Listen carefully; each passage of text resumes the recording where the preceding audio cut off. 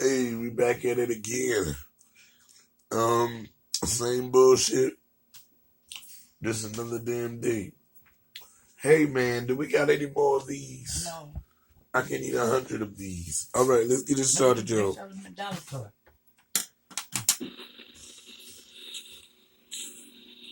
Just got our hands on this affidavit here detailing an interview that Sharice Stinson gave to authorities right after her arrest.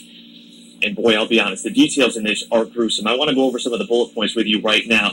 She admits in this interview to hitting little Jordan Beliveau in the face. And apparently the blow to that face was so hard, it sent him into a wall, which caused him to hit his head. And that is when Stinson claims that he started to have seizures from all of that throughout the night. Goes on to admit then that the seizures are what led to his death. No shit.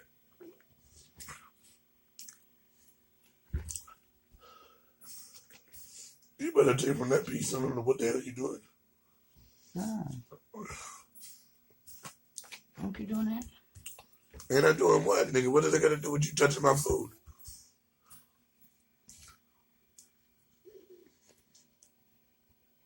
Now, supposedly she's supposed to be ignorant because she's 21. Ain't gonna buy that bullshit. But this story has a twist of fate. I mean, it twists right back around the bullshit, don't it? She claims, and then says that she carried him to the woods, the wooded area ultimately where he was found yesterday. Just unbelievable stuff here. Take a look. 10 News cameras were the only ones rolling as police escorted Sharice Stinson into the Pinellas County Jail here overnight. She is charged with the unthinkable here, murdering her own child. It is a charge of first-degree murder. This follows what was a more than 60-hour search.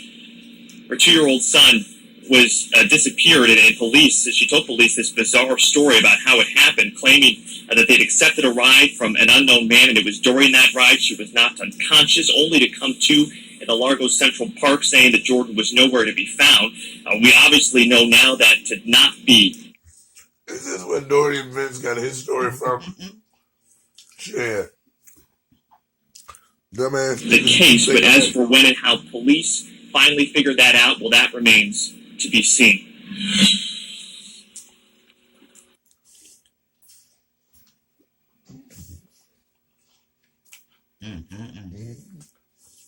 All right. We ain't done. 1st, 2018. We love Jordan deeply, and we are devastated. Maximum volume. We want you to know a bit about the Jordan that we knew.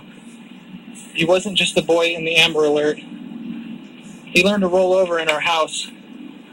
I remember my mom helping him learn to crawl. Jordan learned to walk and talk in our family.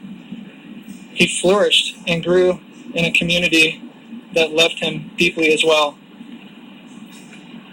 He was loved by our whole family. The LifeBridge Church community, the Coast Guard community, and the Door of Hope Foster Community Care. Jordan was filled with joy. Most folks knew him, the Jordan that was laid back with an easy smile and a twinkle in his eye. He was our Mr. Chuckles. Like most other little boys, we saw Jordan's mischievous side as well. We are devastated by his loss. But for a court order, he would say... I like it when white people get on the news and be ignorant because you don't expect it. His loss, what did he lose? He the one that died. It's your loss. But okay, never mind. Pronouns ain't important when you're losing niggas. He'll be safe in our home. We hope that Jordan's loss will lead to the change that is needed to protect other endangered children in the system. Jordan was failed by the system. He was failed by many people who would have protected him but didn't. Promises that were made to us about how he would be protected after his return were broken. Ultimately, we have hope that our painful loss will result in a fundamental re-examination of the entire system, of how foster care works, of the reunification process. Jordan deserves that. and the other children in the system deserve that. In closing, we need time to grieve. Please respect our privacy and give us the space we need. We will not be giving any further statements to the press. Thank you. Yeah, the system been let down.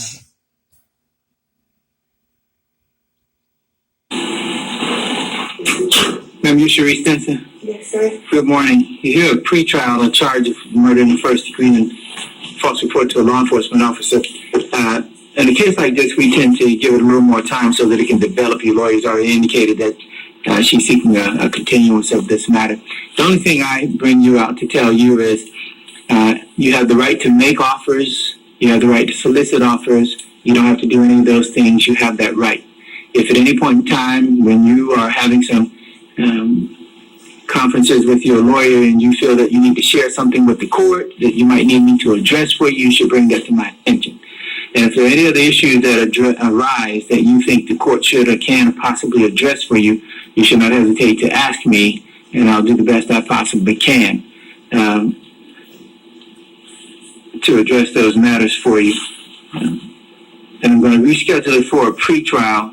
And on this type of case, instead of 30, I tend to give at least 6 weeks for the pretrial date. So I'm looking to schedule it for the 18th of March. Is there a reason I should not set it for that day? No, sir. All right, set a new pretrial 3/18. Is there anything, ma'am, that I can address that you need to bring to my attention? I don't talk about your facts or anything, but have been able to meet with your lawyer, have a chance to talk with her. You know that you have the right to make offers. I'm not telling you have to do any of that, but you know that you have those rights. Yes, sir. There's a place and a time for everything. Now, you know, if people get on the wrong side of the bed that day and they hold your freedom and faith in their motherfucking hands, then if they feel that kind of way, they will do that. But you know they always pick the wrong type of people. Why we gotta have a civilized conversation with this bitch Cleo looking bitch from setting off with the goddamn braids to the back and shit? I don't understand. I don't understand, y'all. I don't understand. Check this out.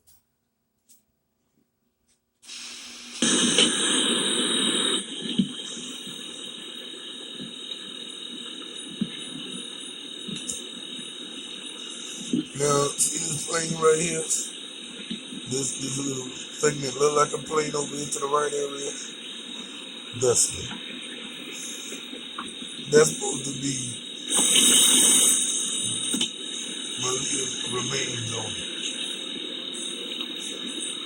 I told you she wasn't on there, right? Just a minute.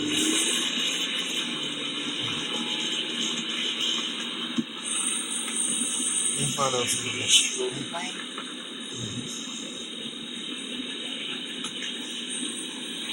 It's a 6-year-old black boy, but they'll find out. I already talked to them.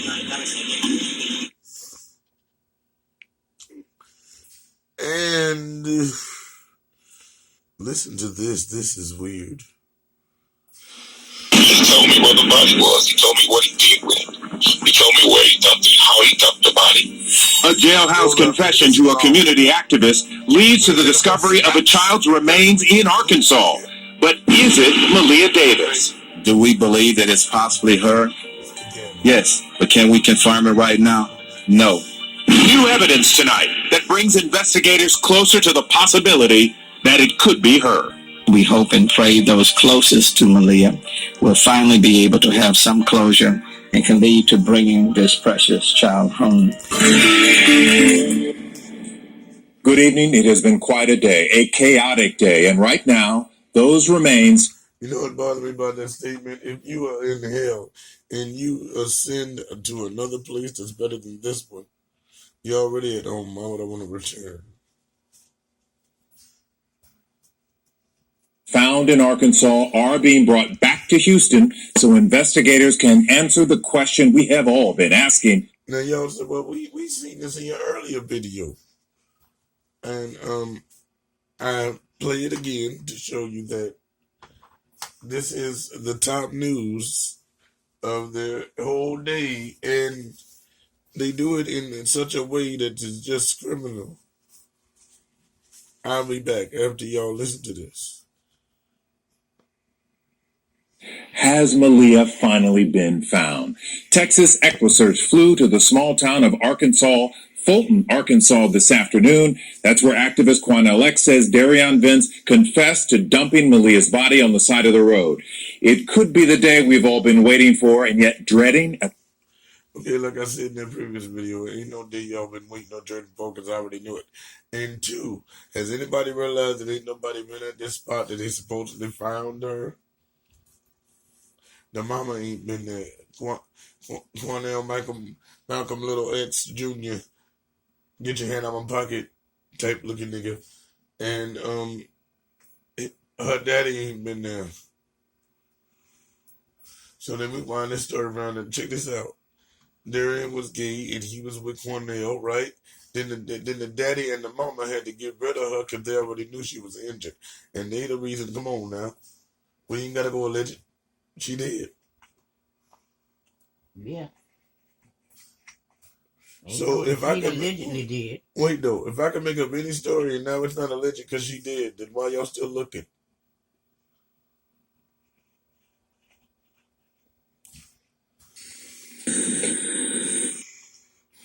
He told me where the body was. He told me what he did with it. He told me where he dumped it and how he dumped the body. A jailhouse confession to a community activist leads to the discovery of a child's remains in Arkansas. But is it Malia Davis? Do we believe that it's possibly her? Yes, but can we confirm it right now? Now what kills me about this is I'm supposed to be activating my community, not running around solving crimes. And then if you go to his website, it says that he solved these crimes. Ain't nobody said he solved these crimes or saw him solve these crimes. He said he solved these crimes. And guess what?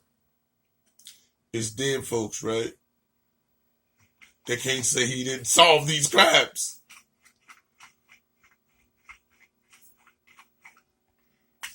No. And wait a minute. Don't these dumb niggas, right? And I won't piss nobody out in Nation of Islam, but think about this though. They changed their last name to X, right? Why? Because they don't want to be property of the master, right? But now, if more than 3 of y'all got the name X, y'all still masters of your own property. What the fuck does that... Anyway, let's move on. New evidence tonight that brings investigators closer to the possibility that it could be her. We hope and pray those closest to Malia will finally be able to have some closure and can lead to bringing this precious child home. That's an oxymoron, because the niggas closest to her killed her, so where the closure gonna be at? Oh, when they die. Don't kill Millie hashtag. Good evening. Here are just a few of the most compelling moments of our 34-minute interview. And I had received a tip from inside the jail that he was saying that he wanted to talk to me. And so I got up this morning and I prayed and I told people close to me to pray for me. He told me where the body was. He told me what he did with it. He said it was late at night. It don't make no damn sense. People be praying at the wrong motherfucking time, fucking up the energy. You know, like if you do positive things at the wrong time, it's just looked at as another negative way of doing things. But look, though, why would you wake up and pray? What are you asking for? You had nothing to do with this, right? My job is to go talk to you. What I need prayer for that for?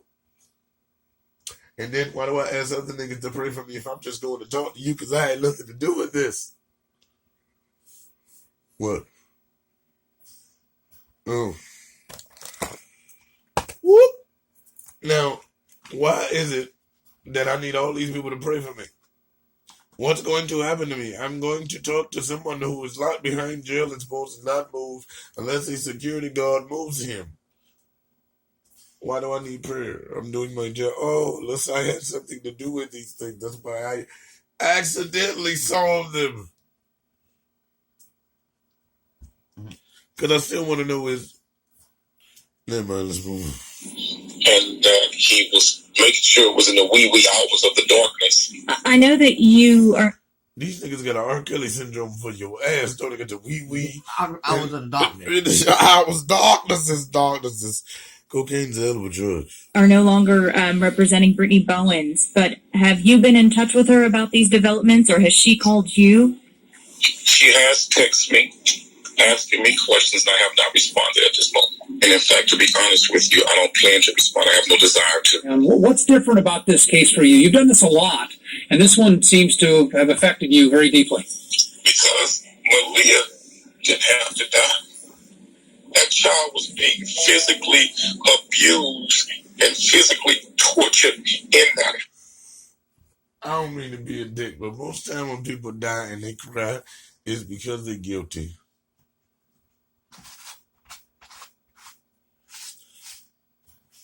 Think about this way. Even if you had a great relationship with the person, why are you crying?